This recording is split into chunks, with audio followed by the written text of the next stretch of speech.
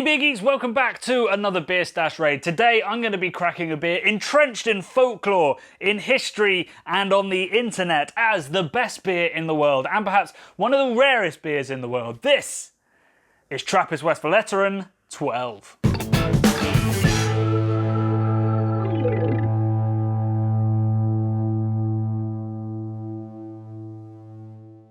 So over the last couple of weeks during lockdown, I've been raiding my beer stash, my cupboard of joy, to bring out some interesting stuff that we can talk about on the channel while Brad and I are unable to see each other, let alone go and see the world. And I've been hating it. I've been absolutely hating it. It's all for you. I'm getting no joy from just cracking the absolute best beers in the world that I've been carefully aging. I have to be honest, and this is super privileged, I forgot that I had 4 Westvleteren XIIs in my beer stash because I didn't actually keep this with the rest of them. And while tidying the kitchen, I came across this and was like, well, that's got to go on video. We've actually done a couple of videos about Westvleteren XII before. We did Battle of the Quads, in which we put it against Rochefort and some others, and then we did a comparison between this beer and St Bernardus, and the reason we did that I'll get into in a second. But yeah, this is voted by many websites, many magazines, and for many decades, 2 decades now probably, as the best beer in the world. Obviously, a claim like that is kind of ridiculous, and a lot of that is sort of linked with the fact that it used to be the only place you could get it was from the brewery, so there was this whole scarcity marketing thing that made it feel even more special than it was. So let's take a quick look at what a Trappist beer is before we crack this particular one. So a Trappist brewery is a monastery brewery, and the beer has to be made within the walls of that monastery with some input from the monks, and all the money either has to go to the upkeep of the monks' way of life of that monastery or charitable causes that it works with. So Trappist is not a seal of quality, and a lot of people think that it is. It's definitely not. There could be some terrible Trappist beers. It's quite unlikely that that will be the case, because if you're not looking for profit, you tend to put a little bit more care into the actual product. Many of these Trappist monasteries have become giant breweries. They're making serious amounts of beer, but the quality has, almost across the board at these 14 breweries, remained incredibly high. Now, Westvleteren are...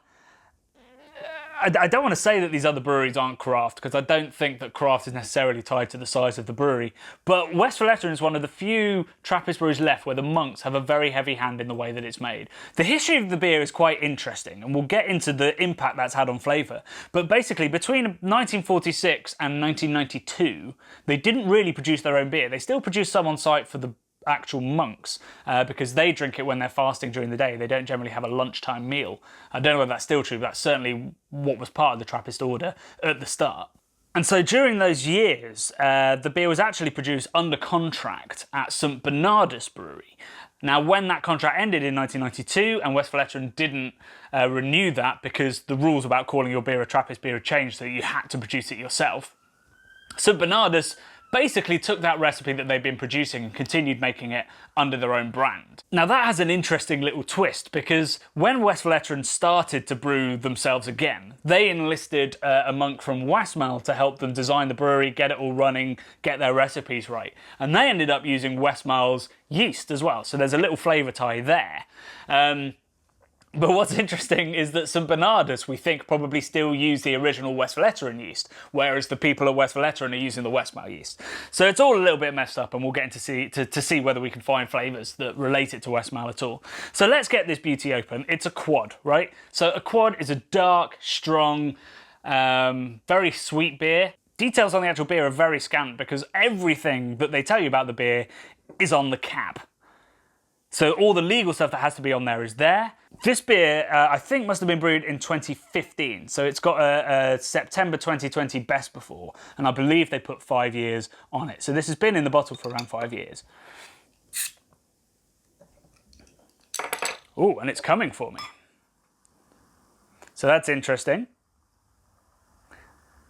There's some rapid yeast going. Oh, I can smell like fresh bread. Amazing. I do, of course, have my proper Westvleteren glass, which came in this gift pack, which I purchased. I think I probably bought the gift pack because they'd run out of just like individual bottles or cases. They were like, all we've got is the gift pack. So I was like, yeah, I'll take the cardboard and 2 glasses. Generally, I wouldn't want to use a glass like this because the rim's too wide. You're not going to get the aroma, but it feels wrong drinking a Trappist beer not in a Trappist glass. Rum and raisin ice cream. fresh bread dough,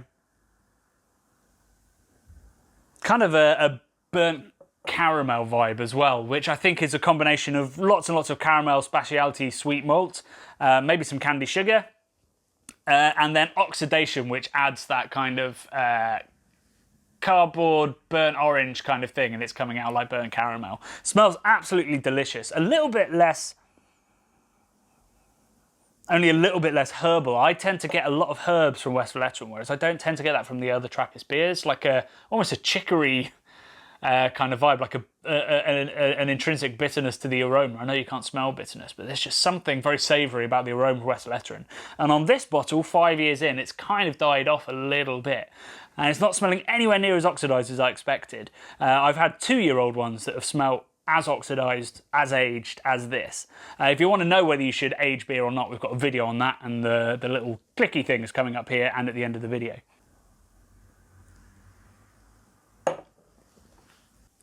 All licorice. Loads and loads of licorice, which is that burnt caramel meeting the dried fruit characteristics. A lovely kind of candied orange peel kind of vibe as well, with the bitterness at the back. You'd expect it from the aroma and from the fact that it's 10.2%, making me slur. You'd expect it to taste really boozy, and it doesn't. It kind of coats the tongue a little bit like a strong redwood, but otherwise there is no booze on that at all. And I think it's slightly hidden by, there's also some roasted character that's coating any kind of booze burn at the back. It's why Imperial Stouts tend to drink a little bit neater than, say, you know, a big boozy Imperial IPA might. You can generally get booze more from a pale beer.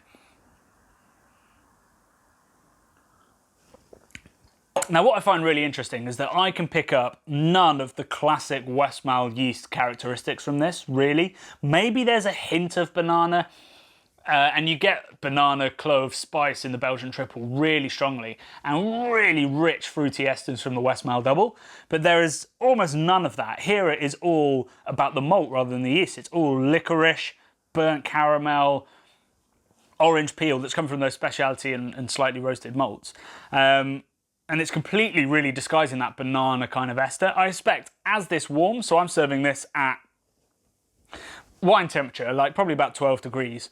If I let this warm up to around 15, 16, I reckon more of those esters would kind of activate, would come out of solution. Another interesting thing to note about these beers, and about most Belgian beers, is the really high carbonation. So generally they drink in smaller quantities and drink stronger beer, which means the carbonation isn't such an issue in terms of getting really bloated. But I think it's also come from the fact that they prefer sweeter beers. The yeast they've been using don't ferment as far, don't eat as much sugar, so you've got sweeter beer. And they counteract that, rather than adding more bitterness, and some of them do, they counteract it with high carbonation, which stops it feeling really sticky. And I think that's really helping this beer as well. So is this the best beer in the world? I've got two issues with that statement. One is I prefer Rochefort X. I think it's more complex, I think it's more well-rounded, and I think it's more satisfying, you know, to drink the whole bottle. I think this is a little bit two-dimensional, a little bit too much licorice, basically. The other issue I have, and this is for pretty much all the Trappist breweries, is I find it interesting that we think that a monk whose life by very definition is dedicated to prayer and to reflection and to God, could focus enough on the beer to make the best beer in the world. We've got labs all over the world looking into perfect fermentations, into processes of biotransformation, all this kind of stuff. The fact that they can't come up with something better than some monks, and obviously some outside help, particularly with the bigger breweries, I find a little bit surprising. Particularly, you know, with Chimay, maybe they could. They've got the money, they've got the techniques, and they've got the people. But with Westvleteren, where they're making 5,000 hectolitres and it's mostly done by the monks, I find that surprising. And I think that does show a little bit in the quality of the beer. I think it's beautiful, but it's very, very traditional, and it's not the best balanced beer I've ever tried. But some people clearly love this, and it is a beautifully made beer. So it does come down to taste, but I think that Rochefort's probably a better Trappist quad. So it's definitely not the best beer in the world, but it is the pinnacle of all these things we talk about in craft beer, about things being hard to get, warping us, about internet reviews, warping us, about big, strong beers. You know, we love those calories, those big, rich flavours. So anything that's higher in alcohol is likely to be reviewed extremely well as well. Yeah, I am kind of amazed that we didn't pick Rochefort, as our Trappist best beer in the world pick.